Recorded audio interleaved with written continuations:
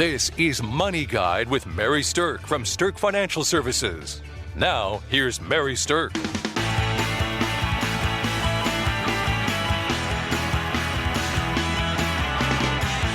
Welcome to Money Guide with Mary Sterk, and today we're going to be talking about when do you need a financial planner? And as luck would have it, today I have with me financial planner Julie Chadwick. Welcome, Julie. Hi, Mary. Thanks for having me. You are more than welcome. I'm excited to have you. So we wanted to do a show about what are the times in life that people really need to think about adding a financial planner into the mix. I mean, as important as I would like to think we all are, maybe people don't need us every day. Not every day, but there are definitely certain triggers that are going to be more significant than others. So we're going to touch on some of those today. Absolutely. So let's talk about them. I would say that one of the things that happens more frequently than some of these other triggers is when someone has a change in their job status. That's really a good time to engage with a financial planner because job changes can bring a lot of money stress in a lot of different ways. Absolutely. A lot of different triggers are going to happen. So if you're changing jobs, you might have a 401k that you are needing to do something with. And a lot of times, if you don't get the right advice, there could be taxable events that are going to happen. There might be early penalties that you could face if you don't choose to roll the investments over. So there's a lot of different strategies that by talking with a planner can help you go through that. Absolutely. So, I mean, job changes can come in a variety of ways. It could be that you're simply choosing to voluntarily change a job, or it could be something where you got laid off with or without a severance package. And sometimes the planning that goes into managing a severance package can be a little bit tricky. I had a client a couple of years ago who worked for a major company, lived down in Texas, and she voluntarily accepted a severance package because the company was downsizing. Now, the severance package was a very healthy package, but what she really wanted to try to do was align that severance package with what she wanted to change in her life. And she was very burnt out about her job. She was very tired. She wanted to take some time off. So we worked out a way to stretch the severance package to really cover most of her expenses for a full year. So she could literally take a year off from work and then saved a little bit of it as seed money to start her own business when she knew she would be healthy enough and be rejuvenated enough to launch that after some good time off. That's awesome. That's really exciting. What a benefit you added to her. I'm sure that was a very stressful time and a lot of moving parts that you had to analyze and figure it out. Parts, yeah. But that's just one of the ways that a financial planner might be able to assist in a situation like that. You know, sometimes though, layoffs or job terminations come when you least expect them. And then the question becomes, what do you do with those 401k dollars? What do you do with any pension options that you have? And how do you make sure that any emergency money that you've built up can stretch for a while you're taking time to find the next best job for yourself? So I would say that definitely job changes are one of the top reasons that people start to seek us out. Absolutely. We've been able to help a lot of people, and it's very gratifying to know that what we do each day is able to help people continue on and have the retirement life that they desire. Definitely. So, all right, the next trigger that I would want to touch on that are times that you need a financial planner are when your marital status changes. So hopefully this happens less frequently than your job changes do. But nonetheless, it does happen. And it's also very, very stressful. Right. So getting married and or getting unmarried both have a lot of different financial minefields attached to them. You know, on the getting married side, you have a lot of money decisions you have to make. You have to decide, is it my money, your money, and our money? Or is it just going to be my money and your money? You know, have you been through this rodeo a time or two before and you've gotten burned by a previous spouse on the whole money side of things? All of those experiences go into the financial decisions that people make surrounding a marriage. And to add to that, usually opposites attract, right? Yes, so for sure. Your investment styles might be different. So that's going to be something to consider, whether, like you said, combining or keeping the investment separate. Blended families, that is another thing that usually comes into a factor. Yes. So, mm-hmm. So there's a lot of different strategies that come into it. One time we had a client who came to us, and she was actually divorced. She had been divorced for a long time. and we were in her retirement planning stages, and she really wanted to retire, but thought she was going to have to work a couple more years. Well, in working through things, we figured out that she would be eligible to collect a spousal benefit on her former spouse's Social Security earnings, and that would allow her to defer her Social Security and allow that to grow, and it allowed that to fill in that gap that allowed her to retire a year earlier. That's pretty exciting. That's what Social Security maximization is all about. And even though she's no longer married and was able to collect a widow's benefit, which is another marital status change, that's a pretty tough one for people to deal with. Fortunately, the rules sometimes can create a way for that marital status change to benefit you. Exactly. And a lot of people don't know all the options that are available, so that's another thing. Yeah, I just read an article the other day that was talking about how Social Security has in an audit, they found thousands and thousands of widows and widowers that were not receiving the highest benefit that they were supposed to receive, because Social Security is really under no obligation to proactively tell someone that they could do it a different way and get more money. Right. They're not in the job of maximizing your Social Security. They're simply there just to give you the facts. Right. Here's the facts, ma'am. That's about all you're going to get. So, the flip side of the whole, conundrum surrounding money and marriage is the issues surrounding money and divorce. And of course, this makes it really hard for people because now you're talking about splitting money up instead of consolidating money, right? And so a couple of things that I just want to mention when it comes to financial planning and divorce is that it really is worth your time to talk to a financial planner at that point. And the reason why is because a divorce affects everything financially going forward, and it affects you in ways that you don't necessarily think about. For instance, you may have been setting yourself up as a married couple for a strong retirement, but once you start to split assets, and then we have to figure out how do those assets turn into income for you in retirement, and what assets might you need now to take care of housing and current needs and things like that. It not only changes the short-term picture, but decisions surrounding money and divorce really affect the long-term picture too. And you absolutely have to keep that in mind when you're planning for a divorce. And what I see happen the most often here is if you don't know something, you don't know you should address that something. You've heard the old saying, you don't know what you don't know. Right, exactly.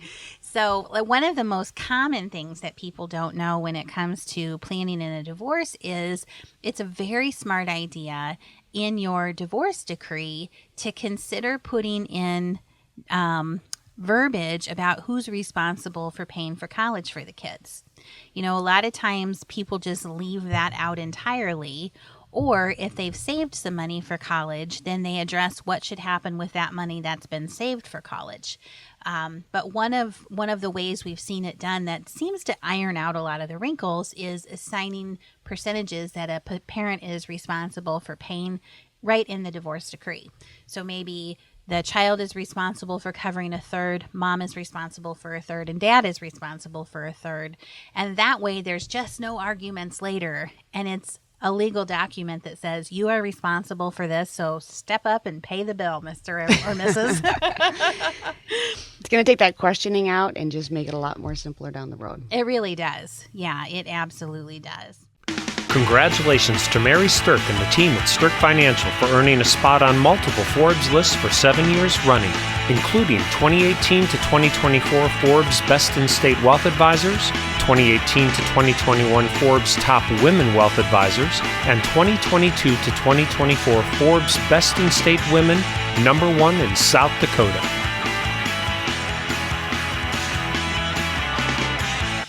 Welcome back to Money Guide with Mary Sterk, and today we're talking about when is it that you actually need a financial planner. Now, we've talked about needing to tap into guidance when you're changing jobs, maybe you have a severance package to deal with, or layoffs or unexpected terminations.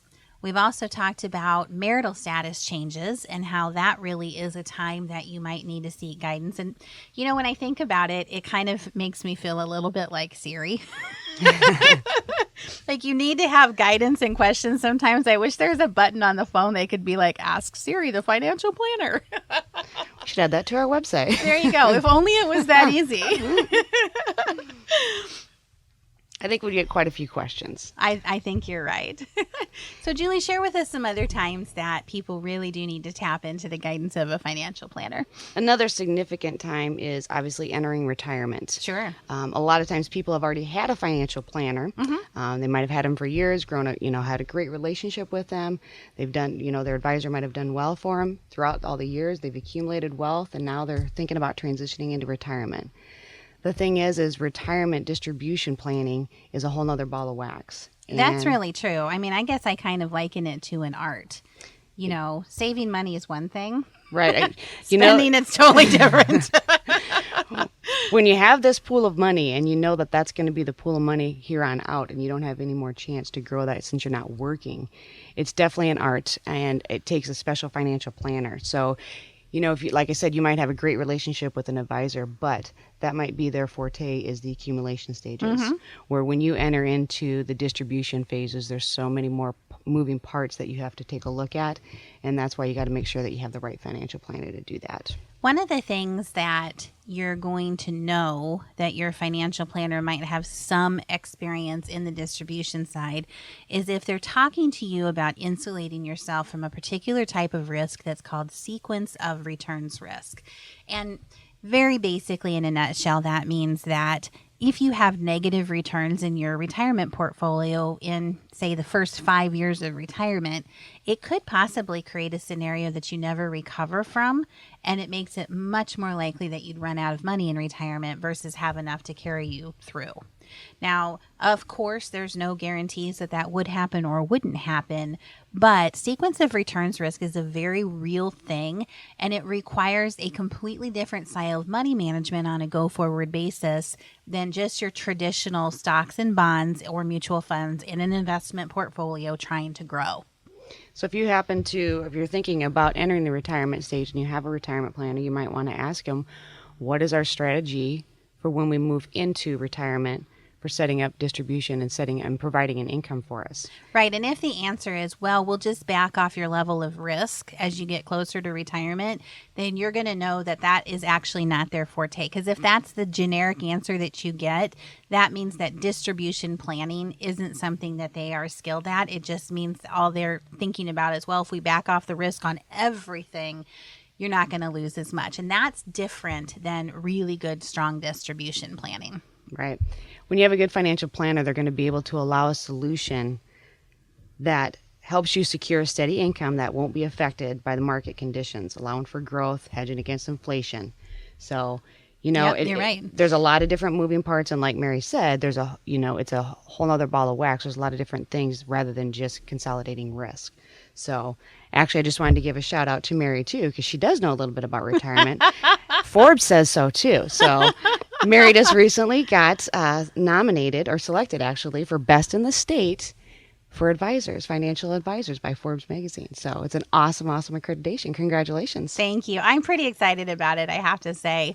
One of the funny things, and this is completely an aside from our topic today, but I participate once in a while in like self-development programs or coaching programs and things like that. And a couple years ago, one of the exercises in the self-development thing I was in was to make a vision board. And for those of you who don't know what a vision board is, it's kind of taking pictures of stuff that you'd like to create or manifest in your life. And you bring them into like either a board or a picture frame or something like that. You might cut stuff out of magazines or whatever. Kind of like your goals, right? Yeah, exactly. Yeah. So I was just kind of screwing around with this, and I took a copy of Forbes magazine that had Richard Branson's face on it, and I superimposed my face over it. And that went on my vision board. So I guess the moral of the story is vision boards might work. We might need to get a couple of those in the office. There you go. But yeah, so I'm really honored to be a part of the Forbes Best in State Wealth Advisors list. That is quite an honor. And the truth of it is, though, that nobody gets to a place where they're going to make that list without having an amazing team of people behind them and that are working with them and add their capabilities and tireless efforts over the years. So even though it might be my name that is on the list, it's really a testament to our entire team at Sterk Financial. I completely agree. Just joining the team here recently, I really see the strength of the team and the awesome team that we have in place. And it's a great place to work. Yeah, it's awesome. All right, back to when you need a financial planner. So the next thing is really looking at your investments. If you get to a point where you no longer want to be handling your investments, or you get to a point where you feel like you just don't have time to do it, that's a good time to reach out to a financial planner. So let me give you an example. And if this sounds like you might want to give us a call. So if you have multiple accounts scattered around, that you've had some of them for quite some time and haven't ever changed them, and quite honestly might not even be opening the statements when they come. Maybe you have some old 401ks from old jobs. Maybe your brother-in-law used to be a financial advisor, but he left the industry long ago, and now you're assigned to some guy you never even heard of. But you've just got multiple things scattered around, and you're not quite sure how they all work together. If that sounds like you, this is probably a good time to give us a call. Right. And it's very welcoming when people come in and they set down like 5 or 6 different statements, and they just say, please help me out with this. Help me. I don't really know what I have or if this is good. And usually the statements aren't even open. Yes, that happens more than you think. In fact, sometimes people come in with a giant box where they've just thrown stuff for the last few years and say, well, everything is in here. I know it's in here. I just don't even know what it is.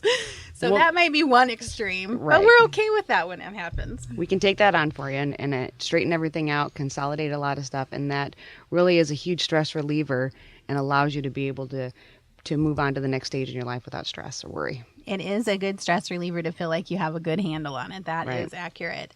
So when you're at a point where you no longer want to address it, or when you're at a point where maybe it's the first time in a long time you've decided you want to address it, and you're trying to figure out how do you organize what you have to turn into something that looks like a complete retirement scenario, that's a good time to call a financial planner. Absolutely. All right, the last thing that we want to talk about today is when you're planning for your legacy, that's another good time that you want to connect in with a financial planner. Right. A lot of times we'll visiting with people, we'll say, what is your legacy? What do you want to leave on? It helps us figure out how we're going to plan for their retirement, because a lot of times people say, you know what? We want to spend all the money before we die because we can't take it with us. And some of them say, nope, we want to, make sure our kids are taken care of and we have something to pass on to the kids. So those are things that we're going to look at and design a plan around that. Okay. Yes. Well, I think you're totally right. And when you're planning your legacy, you really do have to actually involve more than just a financial planner, because you, as part of your legacy, are going to want to have your estate planning documents in a row. But this is where your financial planner and your estate planning attorney really do need to have some level of collaboration. The more sophisticated your estate is, or the more sophisticated your situation is, then the higher level of both estate planning attorney and financial planner you need. So for everybody, the basic estate documents that you need to have in place when you are planning for your legacy or planning for your estate is you need to have a will, and that's going to say who gets your stuff.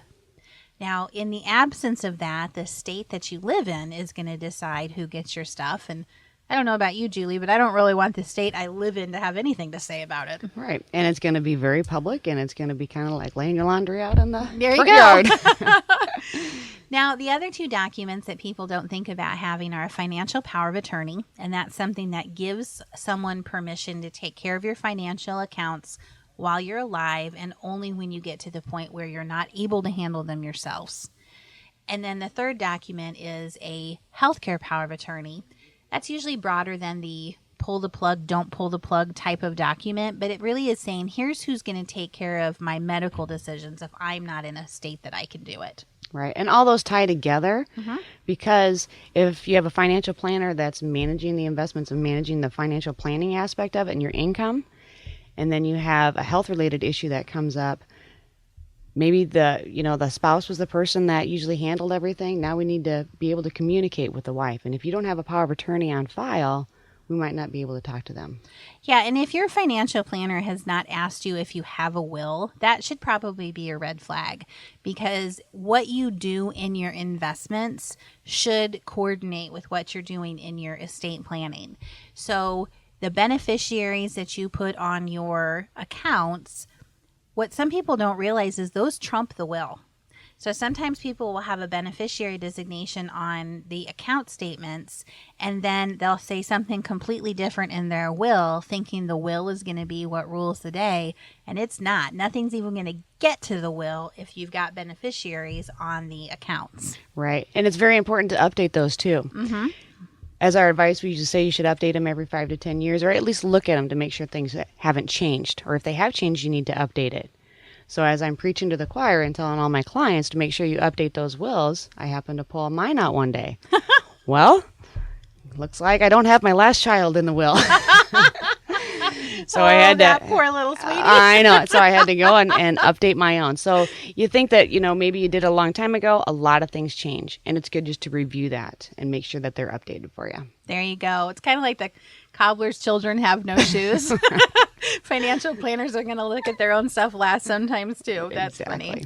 So the other thing from a legacy standpoint is if you want to wind in charitable intent, or if you want to make sure that you're leaving money to children or grandchildren, especially in a specific dollar amount, there are ways to do that with strong estate planning, and your financial planner would need to be involved in that.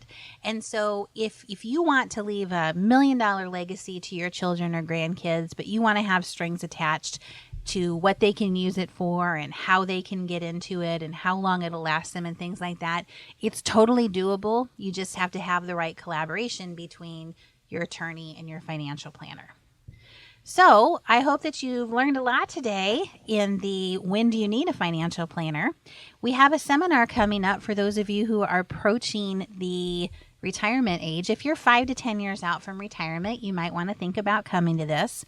It's going to be on April 5th from 6:30 to 8:30, and we're doing this in conjunction with the Lifelong Learning with Western Iowa Tech.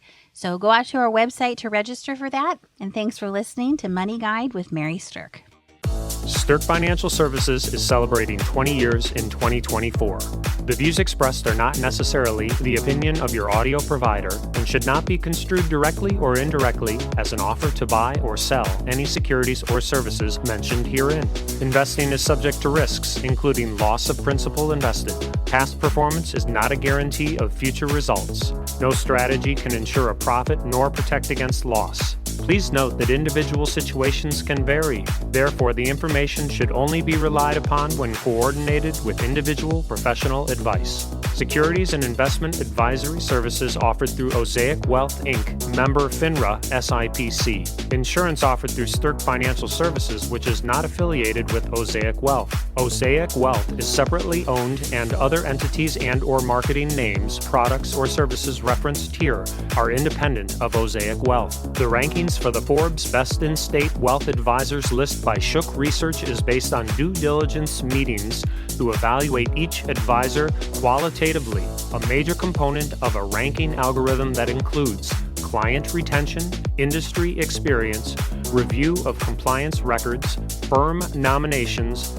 and quantitative criteria, including assets under management and review generated for their firms. The Forbes ranking of America's top women wealth advisors is based on an algorithm of qualitative and quantitative data, rating thousands of wealth advisors with a minimum of 7 years of experience and weighing factors like revenue trends, assets under management, compliance records, industry experience, and best practices learned through telephone and in-person interviews. There is no fee in exchange for rankings. Forbes is a trademark of Forbes Media, LLC.